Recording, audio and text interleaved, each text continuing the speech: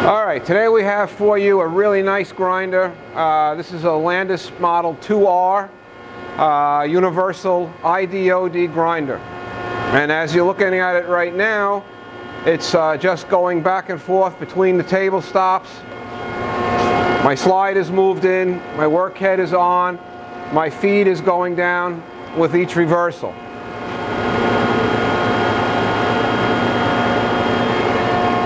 You have your tailstock, your work head has a variable speed. You can slow that down or speed it up.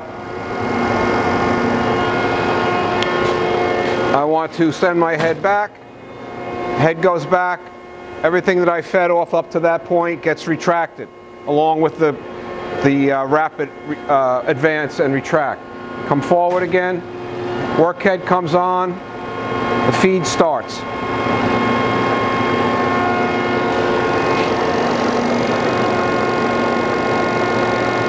The work head will only come on when the wheel slide is forward. Come on and stay on.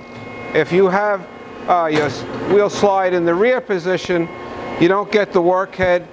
You will get the table, but at this point they figure you're just going to press the jog button just to make it turn for whatever reason. When you're ready to grind, you have the switch here on, and when you come forward, your workpiece is going to start to turn. You have a tarry mounted here, so you could adjust the dwell at each side, a dwell, a tarry, whatever you want to call it. Your table speed is here.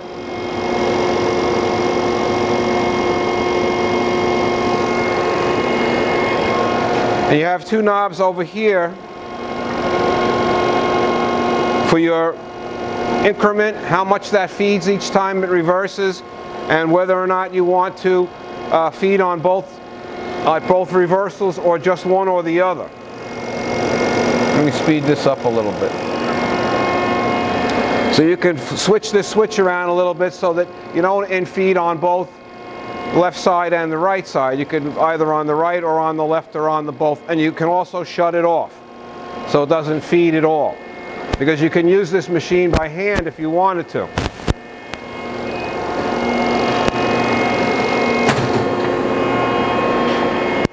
Your hand wheel has two ratios. Pull the knob out, you've got coarse. Push the knob in, and you have fine. And when you're doing it in fine and you're grinding a close shoulder up against the side of the wheel, they have an 8 here. Not exactly sure how it works, but you'd have to have some kind of a stop, or maybe these stops that you use, and you come up against it, your shoulder, and you set this to 0. So, and each consecutive part you do, either a shoulder on the right side of your workpiece or on the inside, or right side or left side, it has a pointer for both. So that's what that is. Also, it has plunge feed, so that's when I would shut off my pick feed, and I don't need the table, but I want my work head to come on, so I've got to have this at least in the first position. Now when I come forward, I'm going to have plunge feed. If I open up this knob here, when a Landis has this knob down here, that's how you know it's got plunge feed. There's no knob here, it doesn't have plunge.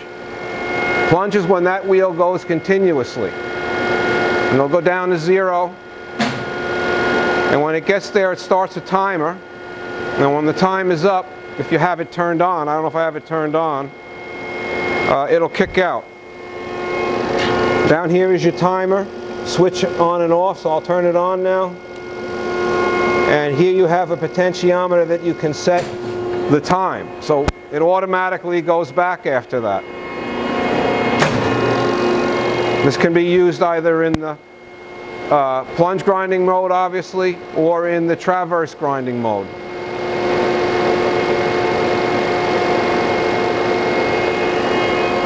You got a one-shot oil pump here that lubes the slide.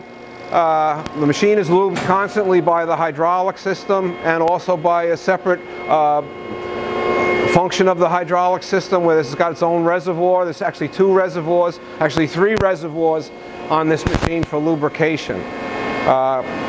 Your work head, you pull this pin out and you loosen the two nuts, it will swivel. The table, the upper table swivels. You loosen this side, you loosen that side, and you put your Allen wrench either in here, or you can put it in here, and it just turns the shaft all the way down here, and they've got a pinion gear, and you can make taper adjustments. And they've got these federal dial indicators that you can move around. They're magnetic, you put them where you want. You have this thing here that you can adjust and go up against the tip of your indicator. The indicators still look like they're working. I don't know, did we go over the Barnes system yet? So this is the Barnes drill. They make coolant systems. I guess they made drills once. This is a factory option, came with it. Normally the Landis has the pump built into the base, and everything is still there for that. If you didn't want all of this, you just wanted to put a Gray Mills or whatever kind of a pump in there. The base is designed to hold the coolant, and the drain is originally arranged so that the water just goes back down inside the different baffles. But this has the Barnes drill filter, which is a pretty nifty thing. It's got a lot of capacity, first of all, and it has a paper band for your filtering, plus a magnetic drum. So it's got paper and magnetic separation, which is pretty good. This is a nice production machine. It's a heavy-duty machine. If you had a run of parts, this is a good machine to do it on. All right, so another thing I wanted to point out on this machine is that it comes equipped with a Royal Products. This is a collet closer that they make.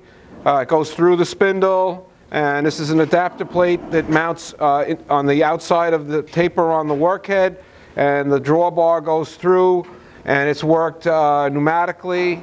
Somewhere we have a special switch for it that would get hooked up onto the workhead. You have your air in, and you have your two lines to open and close. So this is for 5C collet. Also comes along with the machine. So I'm just going to move this. We also have, being a universal grinder, we have a swing down ID attachment. So there's a clamp over here on the right side of the spindle you have to loosen up, and then you bring this down. The stops are all set so that it comes right into the center height, and then you moving in and out with your hand wheel. Now, like with all universal cylindrical grinders that have a swing down or spin around or fold down, once you bring one of these ID attachments into the, you lose your automatic cycle. In other words, this is no longer going to be able to come forward and back on a power stroke. It's no longer going to have the spark out where it can kick back, and that's done for safety reasons. You don't want to have this quill inside the bore when it kicks out. So if I left my switch here on external, it would allow me to go in and out. But if you made a mistake and had this, in your bore, you're going to crash. But you won't be able to turn this motor on with the switch here on external. You have to go to internal. And now when you press the machine start, you're going to get this on.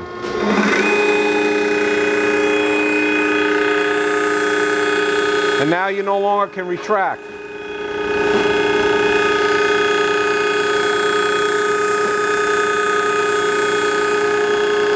Your in-feed, you can still have the machine pick feed down to a dead stop to give you a size. Right now I just have it feeding on the one side rather than on both sides. You could do it either way, or just feed on that side, depending on what you want. But when you're done, the operator has to, stop the workpiece, move this out, and then come out of the bore. That's the way it works. Basically, you're going to work with this by hand when you swing this internal grinder down. So that's pretty much it. That's the Landis 2R.